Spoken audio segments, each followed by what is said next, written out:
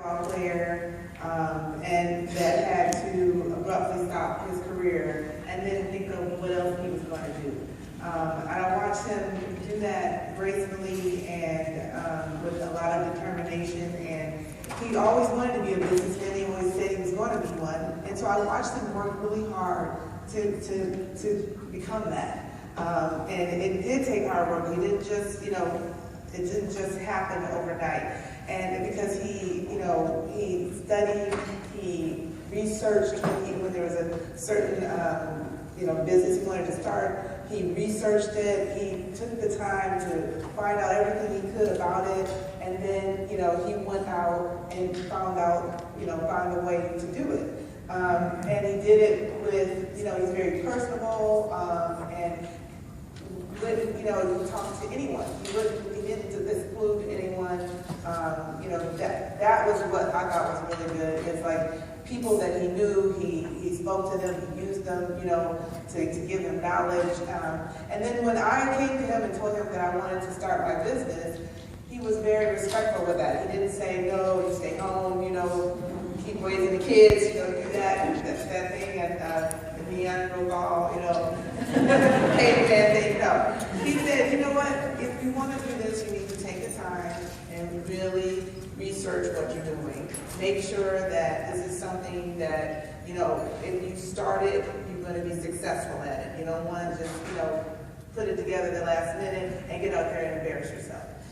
And then he said, if there's anything you need, I will help you. But he really let me do it on my own. And he mentored me when I had questions, so I really, respect my husband. And for him to be able to transition from a basketball player to a great businessman it's very hard. Because I remember when he first started, he had a deal with Coca-Cola, and the people he was partners with didn't take him seriously. They still thought of him as a dumb job. And I remember he, like I said, he studied the business. He found out everything he needed to know about the business. So when he went into the meeting, he had something to say. They didn't expect him to say anything. They treat him like, okay, man, if you're here, but it's okay. We just want your name. Stay over here, be quiet. But he didn't do that. Because he had a brain and he wanted to use it. And I really respected him for that.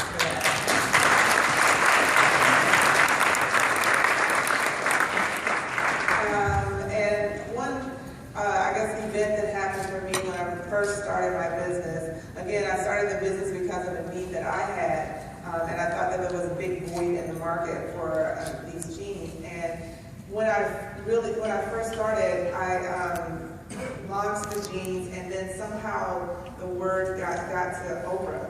And somehow I kept calling them.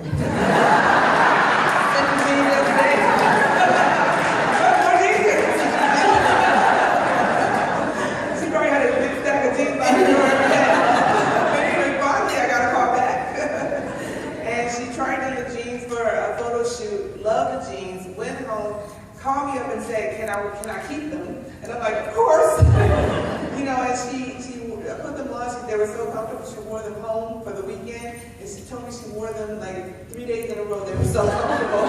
But anyway, that was an amazing thing, as for Oprah to endorse you. And then she actually had me on the show, and it was just amazing. And the jeans just took off. And, and again, another person who reached back and, gave somebody a hand, and she really respected what I did and respected me for what I did, not just because of my husband.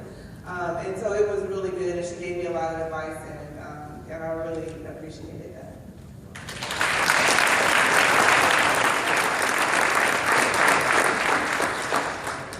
I get this question from time to time, actually fairly frequently. They're medical students, residents, as well as faculty members.